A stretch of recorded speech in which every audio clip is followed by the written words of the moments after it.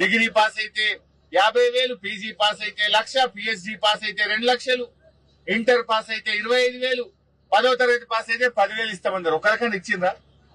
ఏమి ఇయ్యలే. ఉల్టా ఫీజు రియంబర్స్మెంట్ ఇయ్యక మా ఎస్సీ ఎస్టీ బీసీల పిల్లల చదువులు ఆగమైపోయినాయి. హైకోర్టు మొట్టికాయలు వేస్తే కూడా ఫీజు రియంబర్స్మెంట్ డబ్బులు ఇస్తలేరు. కేసీఆర్ గారు మా పిల్లలు చదువుకోవాలని ఫీజు రియంబర్స్మెంట్ ఇచ్చిండు. మా గిరిజన ఆడబిడ్డల కోసం మహిళా డిగ్రీ కాలేజీలు కూడా ఆనాడు కేసీఆర్ గారు తెచ్చిండ్రు. మీరు పిల్లల్ని చదువులకు దూరం చేస్తుండ్రు.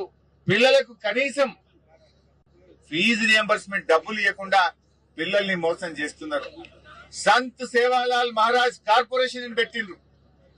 లంబాడి సోదరుల కోసం సంత్ సేవాలాల్ కార్పొరేషన్ పెట్టి 100 కోట్ల రూపాయలు కేటాయించి గుండు సున్నా ఒక్క రూపాయి కూడా ఇయ్యలే.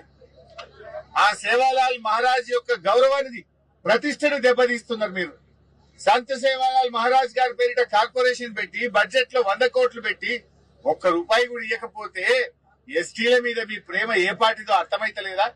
మా లంబాడీలను ఏ రకంగా మీరు దగా చేసిండ్రో అర్థమైతలేదా? ఇది మోసం కాదా రేవంత్ రెడ్డి? నీ ఫ్యూచర్ సిటీకి పైసలుంటాయి, అందాల పోటీలకు పైసలుంటాయి, క్యాంప్ ఆఫీస్ కట్టుకోవడానికి పైసలుంటాయి, ఫుట్బాల్ షోకుల కోసం పైసలుంటాయి. మా ఎస్టీ బిడ్డలకి ఇవ్వడానికి ఒక్క రూపాయి ఇయ్యవా? మా ఎస్టీ బిడ్డల మీద ప్రేమ లేదా?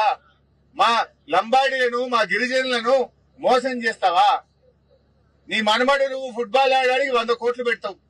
సంత్ సేవాలాల్ కార్పొరేషన్ కు 100 కోట్లు పెట్టి ఒక్క రూపాయి ఇయ్యవు.